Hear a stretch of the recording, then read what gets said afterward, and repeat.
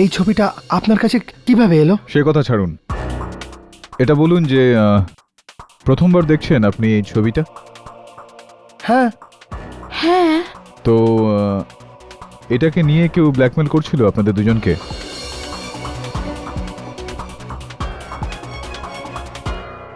না স্যার, ওই ব্ল্যাকমেলিং এর মতো তো কিছু নয়, বাট আপনার কাছে একটা ছোট্ট রিকোয়েস্ট আছে স্যার। প্লিজ আপনি ব্যাপারটা গোপনই রাখবেন, বিশেষ করে প্রডিউসার জাগ্গি, উনি যেন এই কথাটা একদম জানতে না পারেন, না হলে। স্যার, ও আমায় প্লে থেকেই বের করে দেবে, আর ইশিকার সঙ্গে তার থেকেও খারাপ ব্যবহার করবে। মিস্টার পাঠক, আমার আর ইশিকার অ্যাফেয়ারের সঙ্গে সমরের মৃত্যুর কোনো সম্পর্কই নেই। আপনি বিশ্বাস করুন আমাদের। স্যার, যদি এনারাও না জানেন যে এই পেনড্রাইভটা কার, তাহলে আমরা কি করে জানবো যে এই থার্ড রোর পেছনে কে লুকিয়েছিল? যখন সমরের মৃত্যু হয় তখন আপনি কোথায় ছিলেন ইশিকা দেবী? হ্যাঁ, আমি ওখানেই। কিন্তু আমি আমার মেকআপ রুমে ছিলাম, ওই লাইন রিহার্স করছিলাম। স্টেজের আশেপাশে তো আমি যাইও নি। রিয়েলি? আপনাকে মিথ্যে কেন বলবো স্যার? Excuse me.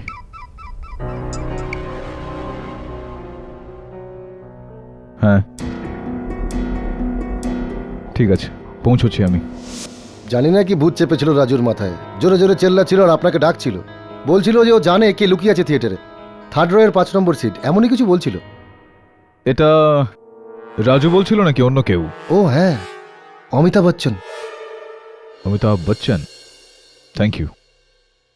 আরে নীর ছোট ক্ষতি নাই, আকাশ তো বড়। বসুন ভাই, কেমন আছেন? ভালো? হ্যাঁ, সব ঠিকঠাক আছে রাজু। শুনলাম তুমি নাকি ডাকছো আমায়। আরে প্রচুর সমস্যা। শোনো শোনো শোনো, হ্যাঁ, 3 নম্বর রোয়ের 5 নম্বর সিটে কে ছিল সেটা কিন্তু তোমার বলার কথা ছিল। আরে পল্টু হয়তো ছিল ওখানে। পল্টু কে আবার? আরে পল্টু আমাদের গ্রামের পাগলা ছিল, আমার লগে সিনেমা দেখতাছিল। প্রিয়াঙ্কারে দেখা বিপাশা কইতো, কইলাম ভালো কইটা দেখো, ও কইল না কারিনাও হইতে পারে। ওইটা ছিল ইমরান হাশমি, পাগল একদম। আমি এখানে তোমার গ্রামের সিনেমার কথা কিন্তু বলছি না, আমি নটরং হলে 3 নম্বর রোয়ের 5 নম্বর সিটের কথা বলছি। কে ছিল এই সিটের পিছনে? আরে ওটা বচ্চন ছিল হয়তো, আর এখন বচ্চন দা গিয়েছেন ইলাহাবাদ, আর এখন ইলাহাবাদ থেকে আসতে ওনার তো টাইম লাগবো। আরে ওসব সারেন, আপনি কন কোর্ট কাছারিতে কি চলতেছে? শুনলাম জজ সাহেব নাকি ওখানে খুঁজলিপি খাইতেছেন। আপনারে পার্সোনালি কইতাছি, কোনো প্রবলেম হইলে আমারে কইবেন, আমি আমাদের গ্রাম থেকে লেটেল নিয়ে আসুম, মাথা ফাটাইয়া দিব। গজধর বাবু, বচ্চন বাবু এলে তো উনাকে বলবেন যে যাওয়ার ঠিক আগে কাগজের ওপর, খাতার ওপর যেন নাম লিখে যায়, 3য় রোয়ের 5ম সিটের পেছনে কে ছিল যেন লিখে যায়। আরে আরে এখানে লেখা হইয়েছে, ও উনি লিখেছেন। কে কে? হাতের লেখাটা ওরই। আরে ও কি কে লিখেছে? কোথায় লিখেছে? আমি জানি না, আমি কিচ্ছু জানি না। হ্যাঁ, শুনেছো তুমি? শুনেছো তুমি আমি কি বললাম? হ্যাঁ হ্যাঁ।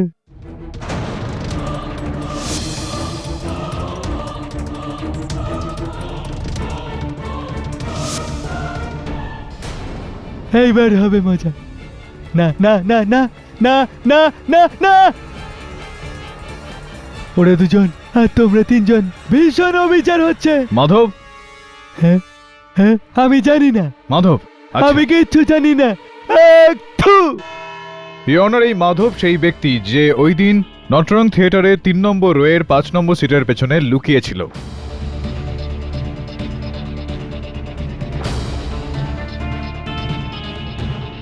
সমরকে হত্যা করা হলো, তারপর রাজু ওকে ওখান থেকে পালিয়ে যেতে দেখে।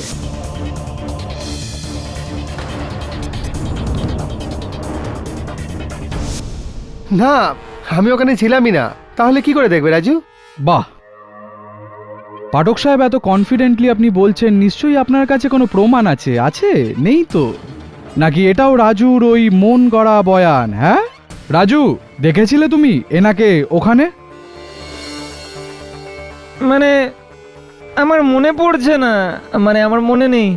হ্যাঁ হ্যাঁ, এটা আলাদা ব্যাপার। যদি আমার ভিতরের কোনো অন্য মানুষ দেখে থাকে তাহলে ও দেখেছে, নিশ্চয়ই দেখেছে। বক বক বন্ধ করো রাজু, অনেক ঘুরিয়েছো তুমি এই কেসটাকে, আর অনেক সময়ও নষ্ট করেছো এই কেসটা। যদি জানো তো বলো, নাহলে চুপ থাকো। আর পাঠক সাহেব, আপনাকেও আমি রিকোয়েস্ট করবো, if you have any evidence please আদালতে পেশ করুন। আমি আদালতে প্রমাণ পেশ করব, তবে তার আগে জসপাল বাবু আমি আপনাকে কিছু জিজ্ঞেস করতে চাই। Go on. আপনার বাড়ির লোকজন কি কানে কম শোনে? না, কিন্তু যারা উল্টো পাল্টা শোনে তাদের জন্য আমি এই পেন ড্রাইভ আপনারই তো মিস্টার গোসালিয়া? এক মিনিট, না এটা আমার নয় স্যার। এই পেন ড্রাইভ আমরা 3 নম্বর রোডের 5 নম্বর সিটের পিছনে পেয়েছি। হতে পারে যে দৌড়ানোর সময় আপনার পকেট থেকে হয়তো এটা পড়ে যায়। আমি আরো একবার জিজ্ঞেস করছি যে পেন ড্রাইভটা কি আপনার? কি অদ্ভুত ব্যাপার, আপনার 10 বার জিজ্ঞেস করে আমার উত্তর পাল্টে যাবে নাকি? এটা আমার নয়। জেদি টাইপের লোক আপনি। ঠিক আছে, কোনো ব্যাপার না। এই যে পুরনো মডেলের ল্যাপটপ রয়েছে, এটা তো আপনারই, তাই না? না মানে হ্যাঁ, আমার নামে রেজিস্টার আছে তো আমারই। আপনার নামে রেজিস্টার আছে যখন আপনারই তো হবে। আসুন তাহলে একবার দেখে নেওয়া যাক যে সাম্প্রতিককালে আপনি কোন কোন ফাইলগুলো খুলেছেন।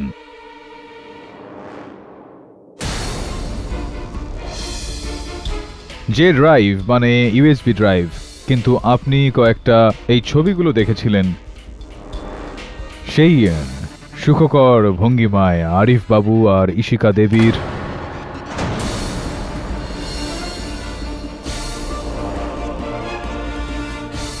অদ্ভুত বিষয় হলো যে এই ছবিগুলো এই পেন ড্রাইভের মধ্যে উপস্থিত। স্যার আমি অ্যাকসেপ্ট করছি যে আমি ওখানে ছিলাম, বাট স্যার আমি কেন, মানে আমি মানিনি সমরকে, বিলিভ মি। তো আপনি ওখান থেকে পালিয়ে কেন গেলেন? পালায় তো অপরাধীরা। স্যার আমি আপনাকে সবটা ডিটেলে বলছি।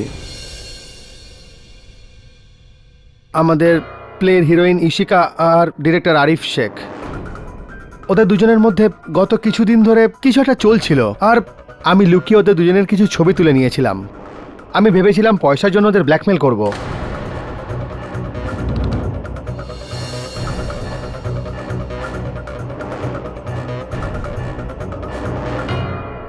কিন্তু সেদিন যখন হলে আমি সামারকে জগ্গি স্যারের সাথে ফোনে কথা বলতে শুনলাম, আমি চমকে গেছিলাম। স্যার জগ্গি স্যার, আমি এটাও জানি ইশিকা আর আপনার মধ্যে কি চলছে। স্যার জগ্গি স্যার, আপনি তো বিবাহিত, আর আপনার জন্য এই খবরটা খুব খারাপ। ভেবে দেখুন, আমাদের পূজনীয় বৌদি মানে আপনার ওয়াইফ এই ব্যাপারে পুরোপুরি জেনে গেলে আপনার সঙ্গে কি কি না হতে পারে।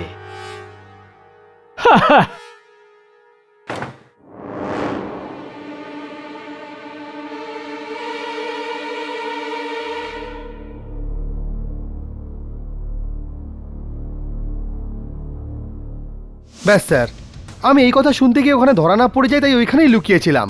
তাছাড়া যেতামই বা কিভাবে, কারণ তারপরে রাজু চলে আসে আর রাজু আর সামারের মধ্যে তর্ক শুরু হয়ে যায়। আমি বসে বসে সব শুনছিলাম স্যার, আর হয়তো ওইসবের মধ্যেই পেনড্রাইভটা আমার পকেট থেকে পড়ে গিয়ে থাকবে। স্যার আমি বসে বসে রাজুর গলা পরিষ্কার শুনতে পাচ্ছিলাম, আর তখনই আমি হাতুড়ির আওয়াজ শুনি।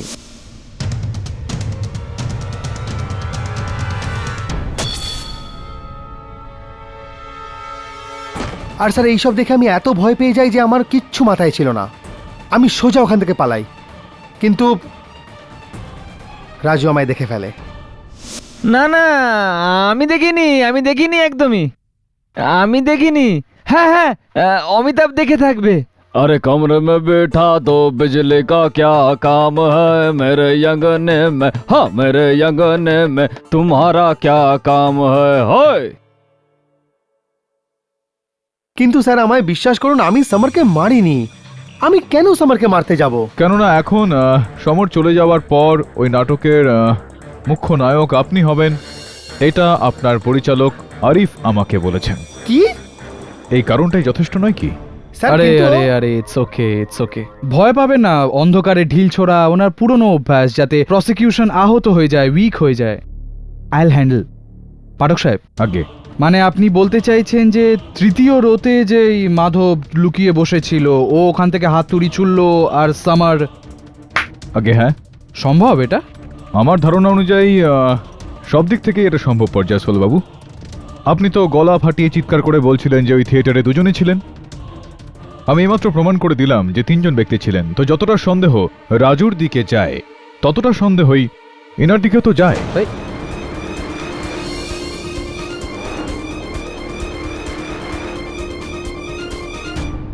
কারেক্ট, হ্যাঁ? কারেক্ট।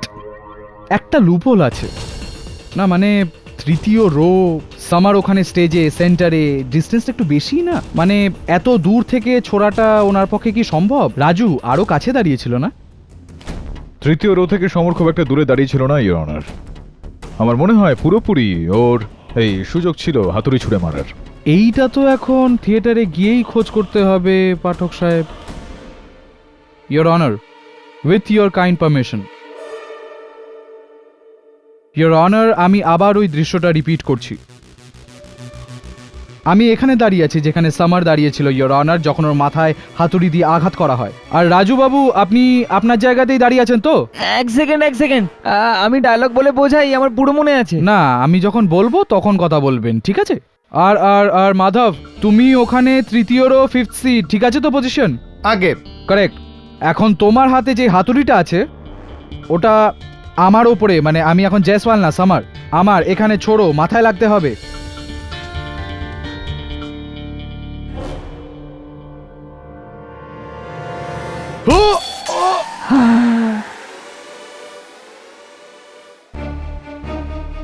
কিন্তু তার মানে এটাই হলো যে আমি না তো রাজু, দুজনের মধ্যে কেউই ওকে হাতুড়ি মারিনি। মাধবও মারেনি, রাজুও মারেনি, তাহলে আমি মেরেছি, কারণ আমি রেগে গেছিলাম সামারের ওপর, যার জন্য রাজু ভাইয়ের চাকরিটা গেল আর আমি মেরে দিলাম সামারকে।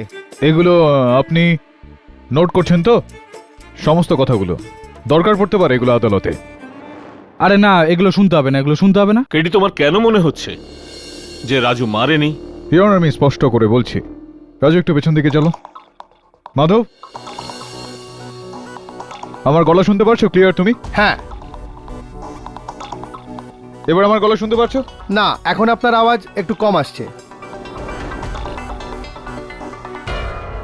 রাইট। আর ওই দিন যখন তুমি ওখানে লুকিয়েছিলে, রাজু এখানে দাঁড়িয়ে দাঁড়িয়ে ডায়লগ বলছিল, তখন ওর সমস্ত ডায়লগ তুমি ক্লিয়ারলি শুনেছিলে নাকি শুনতে কোনো রকম সমস্যা হয়েছিল?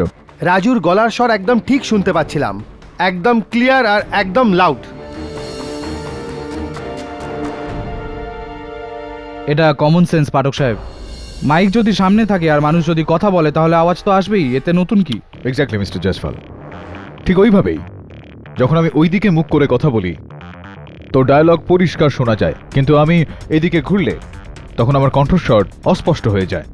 কিন্তু মাধব ওই দিন রাজুর সমস্ত ডায়লগ পরিষ্কার শুনতে পেয়েছিল। এটার মানে হলো রাজু ওই দিন সমরের দিকে ঘোরেইনি। আর যখন ও সমরের দিকে ঘোরেইনি, তাহলে ও সমরকে কিভাবে আক্রমণ করবে? রাজু হাতুড়ি ছোড়েনি।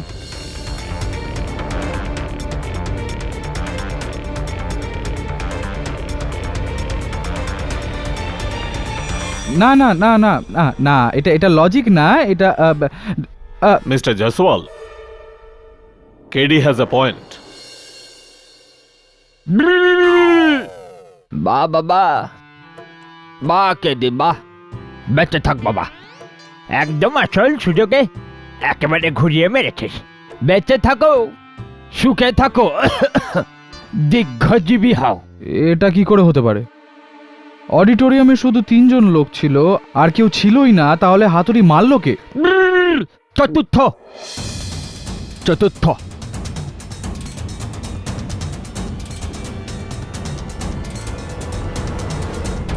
এরকম দেব দেব করে কি দেখছিস গাধারা? আমার কি 4 নম্বর ছেলে হয়েছে? আমি তো ওই 4 নম্বরের কথা বলছি, যার সাথে ধাক্কা লেগেছিল। তাও আমার পিছনে কার সঙ্গে ধাক্কা লাগে? এই ছেলে 4 নম্বর, এই ছেলে।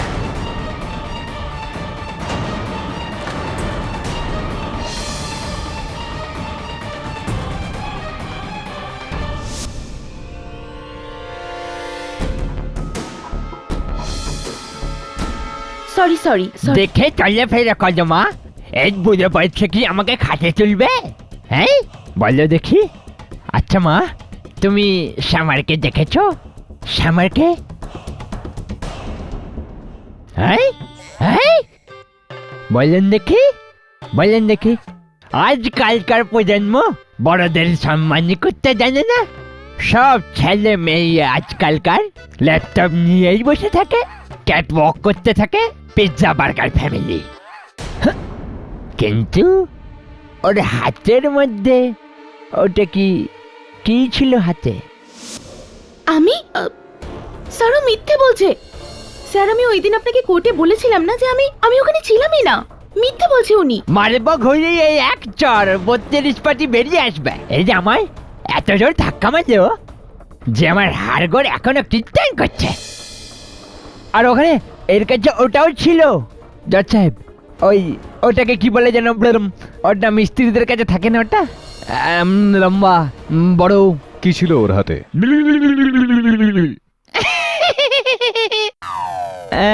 এসেছেন যখন চা খাবেন। আসুন ইওর অনার।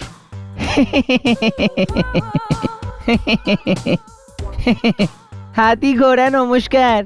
আমি আপনাকে বললাম না ওই দিন আমি ওখানে ছিলামই না। ইশিকা দেবী, স্টেজের পিছনে যে জায়গাটার কথা রাজু বলছিল, ওখানে ইন্সপেক্টর দবে একটা ঘড়ি পেয়েছেন। আমরা যখন খোঁজ নিলাম জানতে পারলাম যে এটা আপনার ঘড়ি। আপনার ঘড়ি কি এটা? না হ্যাঁ, আমি বলছিলাম আমারই ঘড়ি এটা, কিন্তু এটা সামারের খুনের এই ধরুন 2-1 দিন আগে হারিয়ে মিথ্যা গিয়েছিল। কথা বলছেন আপনি। 2-3 দিন এটা আগে নয়, ওই দিন আপনার হাত থেকে এটা পড়ে গিয়েছিল যেদিন সমরকে হত্যা করা হয়েছিল, সেই সময় যখন আপনার রাজুর সঙ্গে ধাক্কা লাগে। ওই সময়, যেই সময়ের কথা আপনি বলছেন পাঠক সাহেব, সেটার গ্যারেন্টি আপনি নিশ্চয়ই দিতে পারবেন? গ্যারেন্টি স্বয়ং এই ঘড়িটা, যেটা ওই দিন মানে 10ই আগস্ট 2012 ঠিক ওই সময় দুপুর 2:40 পড়ে গিয়েই এটা বন্ধ হয়ে গিয়েছিল, আর এখনো পর্যন্ত এটা বন্ধই হয়ে রয়েছে।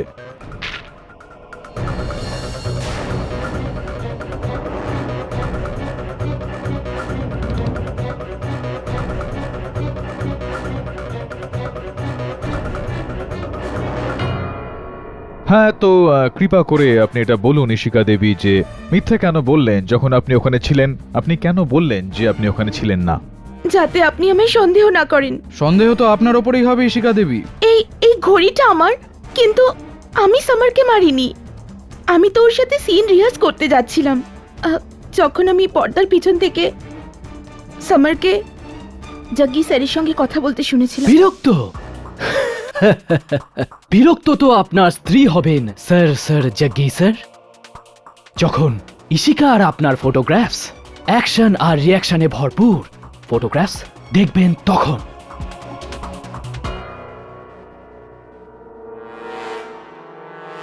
আরে আরে সরি সরি সরি সরি। দেখে চলাফেরা করো মা। রাইট। আর ওই হাতুড়িটা? কিরকম হাতুড়ি? ওই হাতুড়িটা যেটা আপনার হাতে ছিল। 1 মিনিট, আমার হাতে কোনো হাতুড়ি ছিল না। দেখুন ইশিকা দেবী, মিথ্যা বলবেন না। রাজু আমাদের বলল যে যেই সময় আপনার সঙ্গে ওর ধাক্কা লাগে ও আপনার হাতে সেই সময় হাতুড়ি দেখে। কখন বলেছিল এটা পাঠক সাহেব? থিয়েটারে?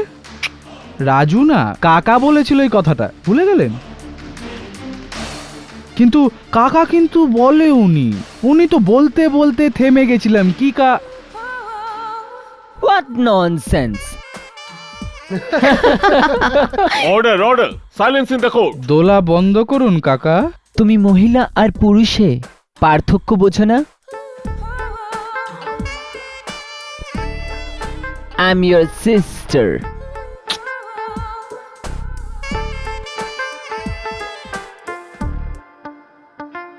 জসল বাবু, এদিকে চলে আসুন, সেফ জোনে। সেফ চলে আসুন, সেফ চলে জোন। আসুন। হ্যাঁ, দেখুন ইশিকা দেবী, আপনি একজন মহিলা, তাই আমি আপনার উপর খুব একটা জোর খাটাবো না। সত্যি কথা বলে দিন, নয়তো। আমি সত্যি বলবো স্যার, আমি সব সত্যি কথা বলবো স্যার। আমি মানছি যে ওই দিন আমি ওখানে ছিলাম, আর যেমনটা রাজু আপনাকে বলেছে আমার হাতে হাতুড়িও ছিল।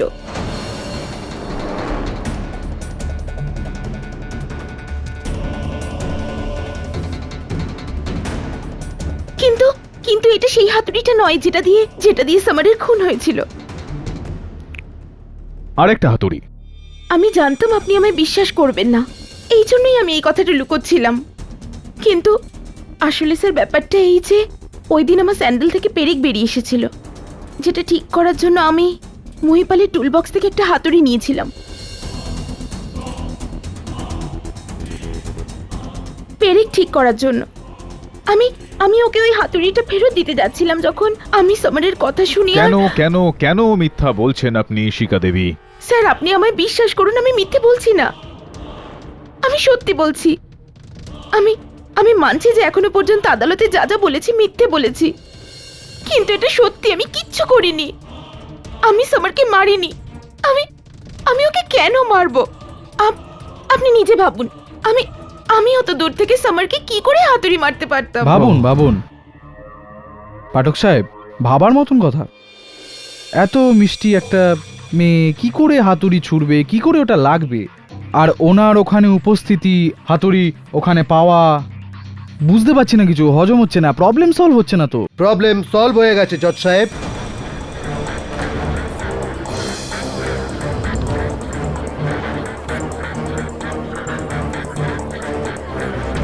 অর্ডার অর্ডার, আপনার যা কিছু বলার আছে এখানে এসে বলুন। ইয়োর অনার, কেউ আছে যে আমাকে এটা বলেছে যে যখন রাজু সমরের সাথে দেখা করতে যায় তখন ওর হাতে হাতুড়ি ছিল। কোথায় ছিলেন এতক্ষণ জাগিয়া বাবু? বলুন, কে ছিল? কে দেখেছে ওনাকে? সেই যে হল থেকে ফেরার সময় আমাকে এই কথা বলেছিল, কার্পেন্টার মহিপাল। ভাইপাল, তুমি যা যা দেখেছো পরিষ্কার করে এখানে আদালতে বলে দাও। কাউকে ভয় পাওয়ার দরকার নেই, তুমি এখানে সুরক্ষিত। বলো। সাহেব, আমরা তো শুধু কাজকর্ম করা মজুর। ওই দিন আমি সেটের কাজকর্মগুলো করছিলাম, তো রাজু দাদা আমার কাছে এলেন। আরে দাদা, কি খবর? হ্যাঁ, কেন এত খাটাখাটনি করছো দাদা? তোমার খাটাখাটনি দেখে দেখে ব্যাঙের ছাতা আমারই ক্লান্তি আসছে। রাজু দাদা কেমন আছেন? আরে দাদা, রাজুর ব্যাপারে তো জানি না, কিন্তু আমি ফার্স্ট ক্লাস আছি, চাকাচাক। হ্যাঁ, যেখানে যাই ভূমিকম্প চলে আসে। দাও এই হাতুড়িটা আমায় গেই দাও, শুধু দু একজনের মাথা ভাঙতে হবে। ওটা খুব খাটনির আর সাহসের কাজ। তুমি করবে আমার জন্য? তুমিই বা কেন করবে, আমাকেই করতে হবে। এবার এই হাতুড়িটা একটু পরে নিও আমার কাছ থেকে।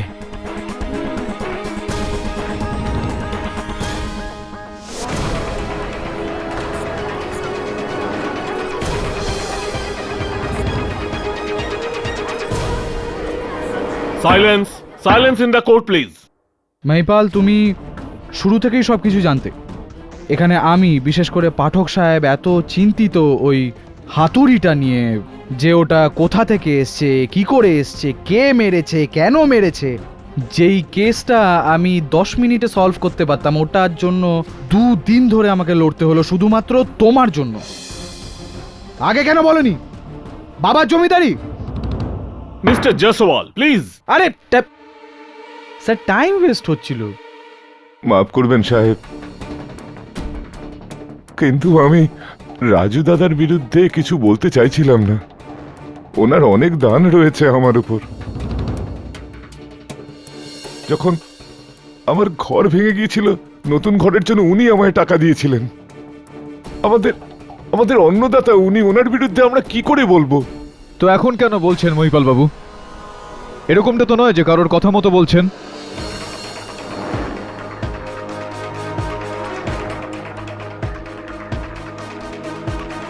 না সাহেব, আমি এখন এই জন্য বলছি, কারণ কি, কতক্ষণ আমি আমার নিজের বিবেককে আটকে রাখবো?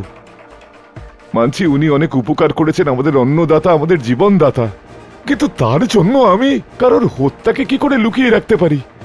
আর কতদিন?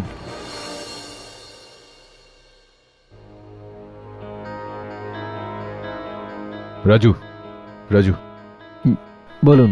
আমি জানি যে আমার প্রশ্নের জন্য তোমার কাছে কোনো উত্তর হয়তো নেই, তবু জিজ্ঞেস করছি আমি, এই মহিপাল কি সত্যি কথা বলছে?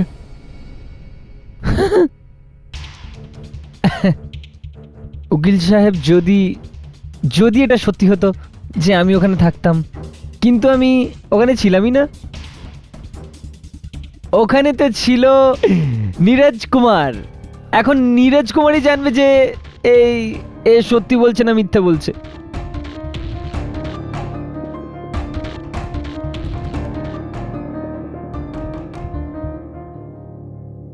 উকিল সাহেব, আমি জানি না, আমি জানি না।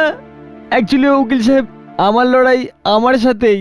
আমি কখনো কিছু হই, কখনো হই না, কখনো কখনো এটা হই, কখনো ওটা হই, কখনো নিজে থাকি। কিন্তু এখন আমি একদম আসল, এখন একদম আসল।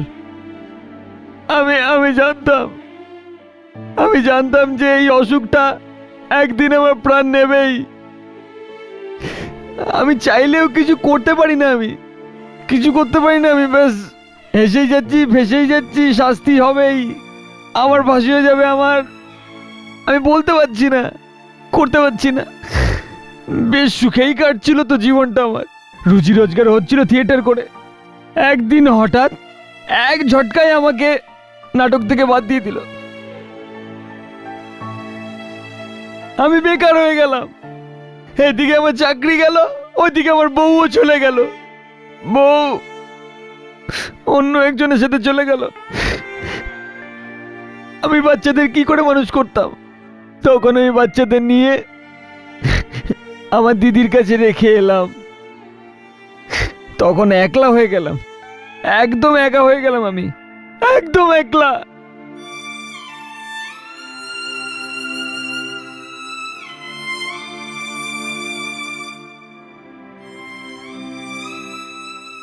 না, একলা নই আমি, একলা নই জজ সাহেব, একলা নই আমি। আমার সঙ্গে 7খানা লোক আছে আমার সাথে, যারা আমার ভিতরে আছে। যখনই কেউ বেরিয়ে আসে তার সাথেই টাইম পাস করি আমি। লোকে আমায় বলে রামধনু, শিল্পী মানুষ, 7টা ভাব, 7টা চরিত্র, রামধনু। আমার ঠাকুমা আমায় গল্প শোনাতো, আমায় গল্প। আমার ঠাকুমা বলতো যে রামধনুর একটা প্রান্তে সোনার কলসি থাকে। ঠাকুমা আমায় বলতো, কিন্তু এই রামধনুর এক প্রান্তে গোবরে ভরা কলসি আছে, তাও আমার কপালের মতন ফাটা।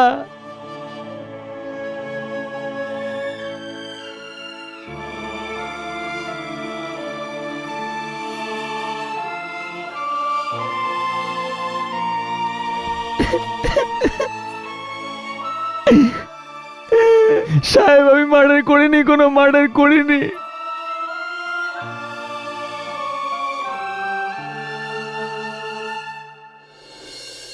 রাজু, মহিপালের বক্তব্যের পর এই কেসটা অনেকটা ডামাডোলের মতো হয়ে গেছে। এখন তো সাহেব আমারও মনে হচ্ছে যে সামারকে খুন আমি করেছি, হয়তো আমি মেরেছি, হয়তো আমি কেন মারতে পারবো না, আমি মেরেছি হয়তো।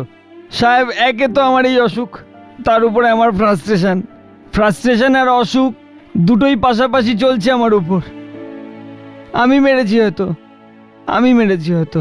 আর সাহেব, আমি তো এটাও সিদ্ধান্ত নিয়ে নিয়েছি, এর পরের বার যখন যাব না কোর্টে, যখন হাজিরা হবে, আমি জজ সাহেবের সামনে সব স্বীকার করে নেব, আমি মেরেছি সামারকে, আমি মেরেছি। রাজু, এই সুযোগটাই আসবে না। পরের শুনানিতে আমি এটা প্রমাণ করে দেব যে তুমি একদম নির্দোষ। জানি না সাহেব, এই লোকগুলো খুব, এই দুনিয়াটা খুব খারাপ সাহেব। এরা সব, আমার শাস্তি হবেই। কিচ্ছু হবে না তোমার, বিশ্বাস রাখো আমার উপর, কিচ্ছু হবে না তোমার।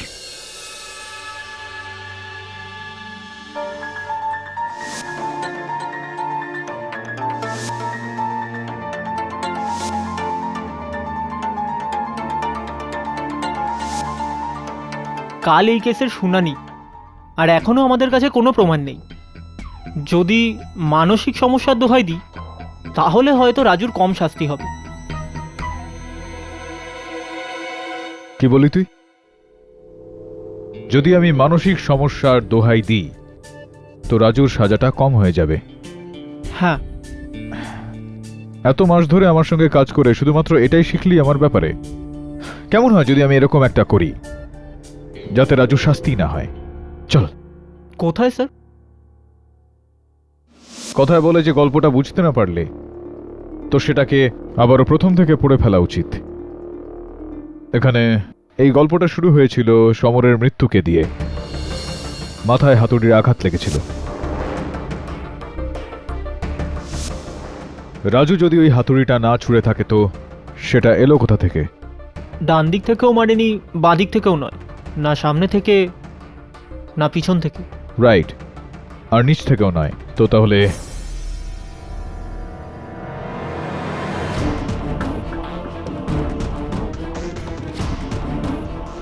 আমার মনে হয় যে এই কাহিনীর রহস্যটা ওই ওপরে লাগানো রয়েছে। যা।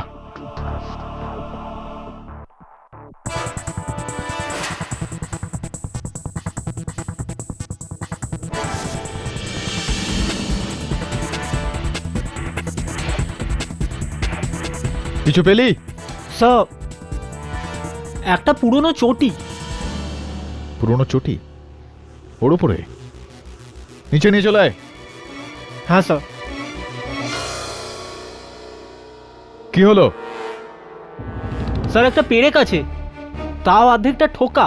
অর্ধেকটা ঠোকা? I C. এবার মনে হচ্ছে যে হাতুড়িটা ঠিক জায়গায় লেগেছে।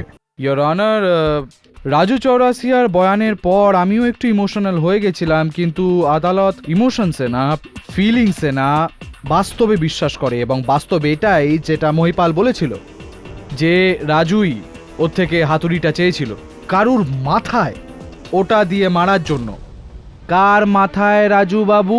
সামার, ঠিক বলছি তো আমি? হ্যাঁ। শেষে আইনের হাত আপনার গলা অবধি পৌঁছেই গেল। হ্যাঁ, शाबाश। ये हाथ नहीं, फांसी का फंदा है। सुना तुमने, सुना तुमने, सुना तुमने? ये हाथ नहीं, फांसी का फंदा है। ইয়োর অনার, একটা আবেদন করতে চাই এই আদালতে। আপনি এই কেসটার সিদ্ধান্ত শোনানোর আগে আমি একবার মহিপাল বাবুর কাছ থেকে এটা স্পষ্ট করে নিতে চাইব যে উনি ওই হাতুড়িটা রাজুকে দিয়েছিলেন কি না। হ্যাঁ সাহেব, দিয়েছিলেন। তো যখন রাজু আপনার কাছ থেকে হাতুড়িটা চেয়েছিল আপনি কোথায় ছিলেন? আগে ওই স্টেজের বাইরে যে জায়গাটা থাকে না, যেখানে সমস্ত জিনিস থাকে, ওইখানে।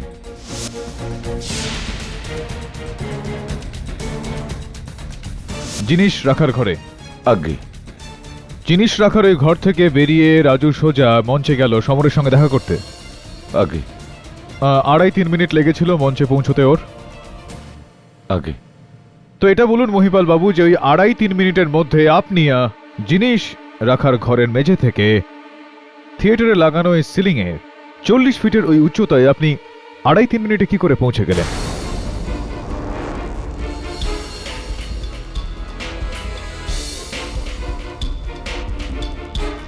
কি বললেন স্যার আপনি?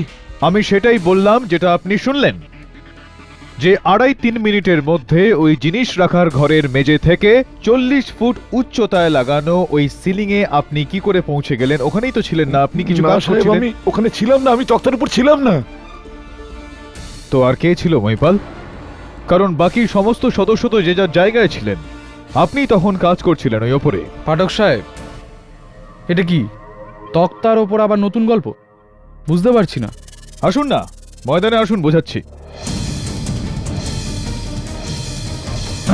জসপাল বাবু, মঞ্চের ওপর যে জায়গায় সমর দাঁড়িয়েছিলেন সেটা ঠিক ওপরে 40 ফুট উচ্চতায় ছাদে আমরা এই কাঠের টুকরোটা পেয়েছি। বোধহয় এটা লাইট ইত্যাদি ওখানে লাগানোর জন্য রাখা হয়েছিল। দেখুন এখানে 2টো পেরেক আগের থেকেই লাগানো ছিল। উকিল সাহেব, উকিল সাহেব, আমার কিছু মনে পড়েছে, আমার মনে পড়েছে। হ্যাঁ, 2টো পেরেক ঠোকার আওয়াজ আসছিল। আরে কে হাতুড়ি মারছে এতক্ষণ ধরে? আরে বন্ধ করো। তা আমি ভাবলাম বাইরে থেকে আসছে, কিন্তু ওটা উপর থেকে আসছিল। ওটা উপর থেকেই ছিল। একটু মন দিয়ে দেখুন যে তৃতীয় পেরেকটা অর্ধেক বাঁকানো অবস্থায়। যেটা মহিপাল বাবু আপনি লাগাতে যাচ্ছিলেন কিন্তু ওখানেই থেমে গেলেন, আর সেখান থেকেই আপনি সমরের ওপর নিশানা তাক করলেন আর হাতুড়িটা ওর মাথার ওপর ফেললেন।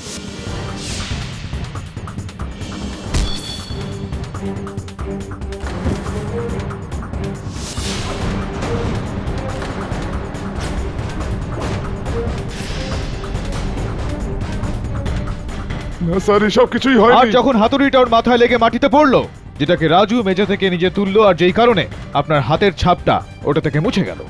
না স্যার, এসব কিছু হয়নি। আমি ওখানে মিথ্যা কথা বলো না মহিপাল, তুমি ছিলে ওখানে ওই ওপরে, যার প্রমাণ হলো এই চটিটা।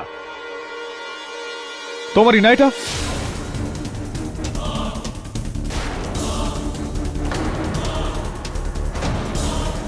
যেটা ওখান থেকে ঘাবড়ে গিয়ে পালিয়ে যাওয়ার সময় থেকে গিয়েছিল ওখানে।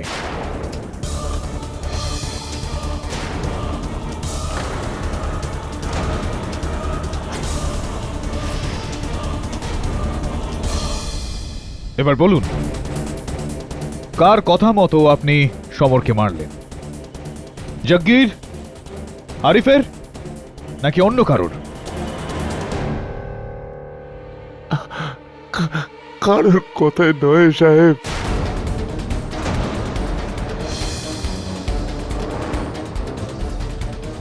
বলো মহিপাল। সাহেব, ওটা একটা ভুল ছিল সাহেব, ওটা একটা ভুল ছিল। আমি তো চুপচাপ উপরে তক্তার উপর কাজ করছিলাম, তো হঠাৎ করেই আমার হাত থেকে হাতুড়িটা ছিটকে গেল আর নিচে গিয়ে সোজা সমর সাহেবের মাথায় গিয়ে পড়ল।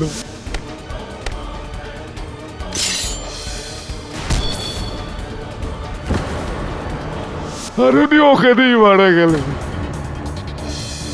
সাহেব, আমি খুব ভয় পেয়ে গেলাম। খুব ভয় পেয়ে গিয়ে সাহেব আমি উপরেই লুকিয়েছিলাম, আর উপর থেকেই দেখতে পেলাম কিভাবে সমস্ত লোকজন মিলে রাজু দাদাকে দোষী ভাবছিল।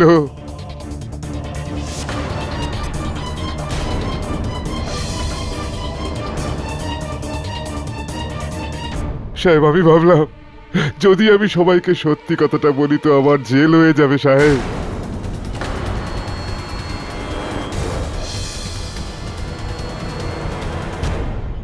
মহিপাল, যদি এই কেসের শেষ পর্যন্ত তুমি চুপ থাকতে তাহলে হয়তো বেঁচে যেতে। কি কারণ ছিল যে তুমি মাঝখানে এসে রাজুর দিকে অভিযোগের আঙুল তুললে? সাহেব, আপনি যেভাবে কেসটাকে ঘাটছিলেন তো আমার ভয় লাগছিল যে আজ নয়তো কাল আপনি আমাকে ঠিক ধরে ফেলবেন। এই জন্য আমি রাজুদার অসুস্থতার সুযোগ নিয়ে ওই গল্পটা ফেঁদেছিলাম সাহেব, যে ওই হাতুড়িটা উনি আমার কাছ থেকে নিয়ে গেছেন। আমার ভুল হয়ে গেছে সাহেব। সমর সাহেবকে আমি জেনে বুঝে মারিনি সাহেব।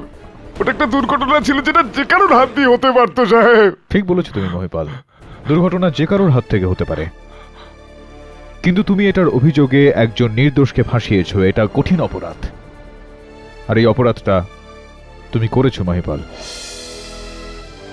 Defence, rest your honour. এই আদালত মহিপাল শর্মাকে সমর ত্রিপাঠীর মৃত্যুর জন্য দায়ী মেনে নিয়ে একে সত্বর গ্রেপ্তারের হুকুম দিচ্ছে,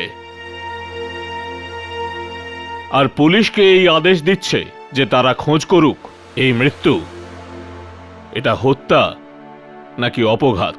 সেই সাথে এই আদালত রাজু চৌরাশিয়াকে এই কেস থেকে সসম্মানে মুক্তি দিচ্ছে। The case is closed.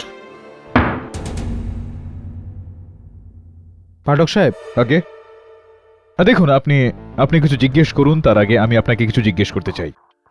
সব সময় শেষে কিছু একটা বলাটা খুব আবশ্যিক নয় না? বাদ দিন না এবার, সামনে বার। See you next time.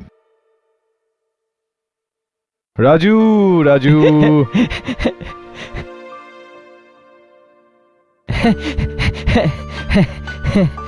Raju আমার পরের নাটকের হিরো হবে? হ্যাঁ, কিন্তু আমার ওই অসুখ। সেটা চিন্তা তুমি করো না, আমরা সবাই মিলে সেটা সামলে নেব। তুমি শুধু নিজের কাজের উপর মন দাও। রাজুই তো, নাকি অন্য কেউ?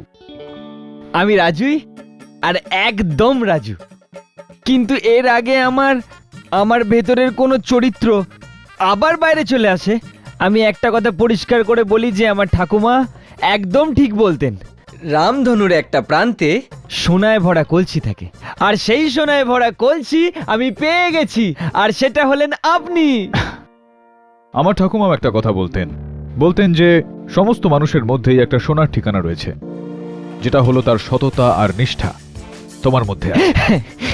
শোনো না, চলো তোমাকে ওই আদা দেওয়া চা খাওয়াচ্ছি আর তোমায় স্যান্ডউইচ খাওয়াচ্ছি। হ্যাঁ প্লিজ, আগে যাবে? নমস্কার হ্যাঁ। করে নি।